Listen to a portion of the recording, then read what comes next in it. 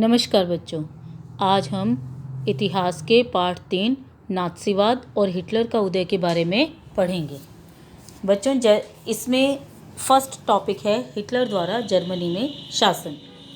आप जानते हैं जर्मनी के लोगों ने हिटलर में एक नया नेता देखा था और ये सोचा था कि हिटलर ही वह व्यक्ति है जो उनको न्याय दिला पाएगा। अब हिटलर जर्मनी में किस प्रकार का शासन चाहता था? वो पूरे समाज को नियंत्रित करना चाहता था और एक व्यवस्थित ढंग से उस समाज को चलाना चाहता था। इसके लिए हिटलर ने कुछ निगरानी रखने वाले लोगों पर, समाज पर निगरानी रखने के लिए सुरक्षा दस्ते गठित किए। सुरक्षा दस्ते में सिक्योरिटी फोर्स जिसे हम कह सकते हैं। इनमें कुछ पहले से ही मौजूद दस्ते थे जो हरी वर्दीधारी थे, जिनको स्टॉर्म डूपर्स कहा जाता था। इसके अलावा उसने गेस्तापो नाम की गुप्तचर राज्य पुलिस का भी गठन किया। एसएस जिसको अपराध नियंत्रण पुलिस, और सुरक्षा सेवा जिसको इंग्लिश में हम कहेंगे सिक्योरिटी ड्यूटी यानी कि एसडी का भी गठन किया गया।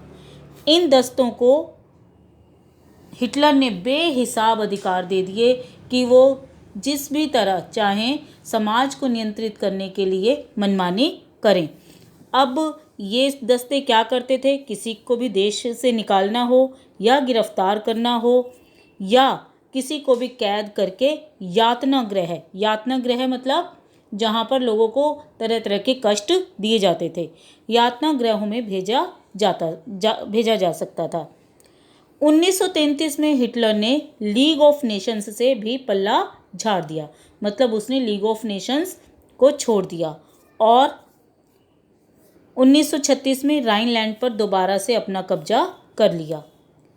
एक जन एक साम्राज्य एक नेता के नारे की याद में 1938 में ऑस्ट्रिया को जर्मनी में मिला लिया। मतलब हिटलर क्या कहता था कि एक व्यक्ति हो, एक देश हो और एक ही नेता हो। इस नारे के बल पर उसने ऑस्ट्रिया को भी जर्मनी में मिला लिया। इसके बाद उसने चेकोस्लोवाकिया को हड़प लिया। सितंबर 1939 में उसने पोलैंड पर भी हमला कर दिया, जिसके बाद फ्रांस और इंग्लैंड के साथ भी उसका युद्ध शुरू हो गया। अब जब फ्रांस और इंग्लैंड के साथ उसका युद्ध शुरू हो गया तो ये किस में बदल गया? दूसरे विश्व युद्ध में। जैसा कि आप सब जानते हैं दूसरा विश्व युद्ध 1939 से 1945 तक चला था। सितंबर 1940 में जर्मनी ने इटली और जापान के साथ मित्रता कर ली और इटली, जापान और जर्मनी तीनों ने मिलकर एक त्रिपक्षीय संधि की। त्रिपक्षीय का मतलब 3 देश इसमें शामिल थे। जून 1941 में उसने सोवियत संघ पर हमला किया। सोवियत संघ तो बहुत बड़ा राष्ट्र था। हिटलर मतलब अपनी उसमें इतना खो गया था कि उसने सोवियत संघ पर भी हमला कर दिया। यह हिटलर की एक बड़ी भूल थी, ऐतिहासिक बेवकूफ़ी थी। जब जापान ने हिटलर का साथ दिया और त्रिपक्षीय संधि के अंदर और हिटलर को समर्थन दिया और उसने अमेरिका के पर्ल हार्बर ठिकाने पर बमबारी की, तो अमेरिका भी चुप नहीं बैठा और अमेरिका भी दूसरे विश्व युद्ध में कूद पड़ा। अब यह युद्ध मई 1945 में ख़त्म हुआ और इसका परिणाम क्या हुआ? इसमें हिटलर की पराजय हुई और जापान के हिरोशिमा शहर पर अमेरिकी परमाणु बम गिराए गए। मतलब अमेरिका ने भी जापान से, क्योंकि जापान ने उसके पर्ल हार्बर पर बमबारी की थी, तो अमेरिका ने भी जापान को नहीं बख्शा और उसके हिरोशिमा शहर पर बम गिराए, जिसका बच्चों आज तक ये रिज़ल्ट है कि जापान में जो भी बच्चे पैदा हुए वो अपंग, मानसिक रूप से, शारीरिक रूप से अपंग पैदा हुए। वहाँ की धरती ज़मीन बंजर हो गई, इतना शक्तिशाली था वो परमाणु बम। तो ये तो थी बेटा द्वितीय विश्व युद्ध तक हिटलर का साम्राज्य शासन। अब जो सत्ता में पहुंचते ही नाज़ियों ने शुद्ध आर्य जर्मनों के अलावा अन्य नस्लों, बीमारों और समाजों को अवांछित मानकर उनका सफाया कर दिया।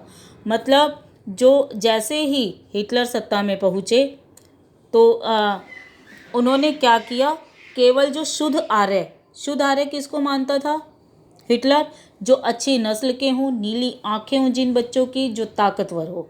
इसके अलावा जो दूसरी नस्लों के लोग थे उन्हें, और जो व्यक्ति बीमार होते थे उनको, और समाज में जो दूसरे तबके के लोग रहते थे उनको हिटलर ने अवांछित मानकर उनका सफाया करना शुरू कर दिया। मतलब किसी ना किसी बहाने उनको सज़ा देनी, उनको मौत के घाट उतारना, इस तरह से वो उनको ख़त्म करना चाहता था। इसके अलावा यूथनेजिया, जिसको बोलते हैं दया मृत्यु, मर्सी डेथ, कार्यक्रम के तहत भी लाखों जर्मनों को मार दिया गया। नाज़ी जर्मनी में सबसे बुरा हाल यहूदियों का था। हिटलर जो था बच्चों, वो यहूदियों से बहुत नफरत करता था। वो कहता था कि यहूदी जो हैं वो आदतन हत्यारे और सूदखोर मतलब ब्याज खाने वाले होते हैं, जो अपनी बस्तियों के घेटों में रहते थे। हिटलर की दृष्टि में इनका सिर्फ एक ही हल था, यहूदियों को ख़त्म करना। पूरी तरह से उनको ख़त्म करना चाहता था हिटलर। इसके लिए उसने यहूदियों को तरह तरह से यातनाएं दी, उनको आतंकित किया, मतलब डराया, धमकाया, उनकी आजीविका, गुजारे के, कमाने के साधन छीन लिए और उन्हें शेष समाज से अलग थलग कर दिया। बाद में उन्हें पोलैंड में बनाए गए गैस चैम्बरों में ले जाकर मार देने की रणनीति अपनाई गई। वो क्या करता था, यहूदियों को किसी न किसी बहाने सज़ा सुनाई जाती थी और उनको कहाँ पर, पोलैंड में एक गैस चैम्बर बनाया गया था, जो एक बहुत बड़ा चैम्बर था, जिसमें हज़ारों की संख्या में उन यहूदियों को इकट्ठा कर दिया जाता था और उसमें जहरीली गैस छोड़ दी जाती थी, जिससे कि नाज़ी जो थे, हिटलर के अनुयायी, उनको इन यहूदियों को मारने में ज़्यादा मेहनत भी नहीं करनी पड़ती थी। उस जहरीली गैस से एक ही बार में इतने सारे जो यहूदी थे वो मर जाते थे। तो ये हिटलर ने यहूदियों को ख़त्म करने के लिए रणनीति अपनाई। इसीलिए आप लोग अब भी सुनते हैं कि कोई भी व्यक्ति जब बहुत ज़्यादा स्ट्रिक्ट होता है तो हम उसको कहते हैं ये तो पूरी तरह से हिटलर है, क्योंकि हिटलर जो है उसने कई कदम बहुत कड़े, बहुत बेरहमी वाले कदम उठाए थे। तो बच्चों, ये जो आपको वर्कशीट में गाड़ी दी गई है, ये वह मालगाड़ी है जो यहूदियों को गैस चैम्बरों तक लेकर जाती थी। इसी से आप अंदाज़ा लगा सकते हैं कि कितनी बड़ी संख्या में यहूदियों को गैस चैम्बरों तक ले जाया जाता था और वहाँ इकट्ठा रखकर उनको जहरीली गैस छोड़कर मार दिया जाता था। तो बच्चों, इसी के आधार पर आपको वर्कशीट में दिए गए प्रश्नों के उत्तर देने हैं और रजिस्टर में करके फ़ोटो सेंड करनी है। वर्कशीट के अलावा आप इससे संबंधित जो भी पाठ्य वस्तु है वो किताब में से भी पढ़ेंगे अपनी, और इसके अलावा सपोर्टिंग मटेरियल में से भी याद करेंगे। बच्चों, जैसा कि आप जानते हैं कोविड-19 अभी समाप्त नहीं हुआ है, तो हम अपनी सुरक्षा हमारे अपने हाथ में है। हम सबको मास्क पहनकर बाहर निकलना चाहिए, 6 मीटर की दूरी रखनी चाहिए और साबुन से बार बार हाथ धोने चाहिए, सैनिटाइज़र का प्रयोग करना चाहिए। ठीक है बच्चों, थैंक यू बच्चों, धन्यवाद।